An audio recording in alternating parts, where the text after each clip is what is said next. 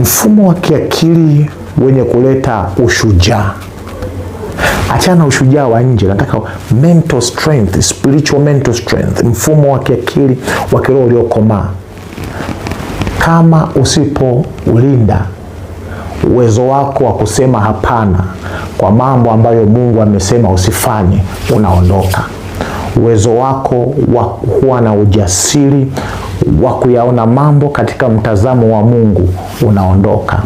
Alipotoka katika mfumo wa kufikiri kimungu, akategemea baraka na vipaji alivyopewa, ukaanza kutegemea uimbaji wako, degree yako, uhubiri wako, ukaanza kutegemea biashara zako, miradi zako, vitu vya nje, hata viwe vikubwa kiasi gani.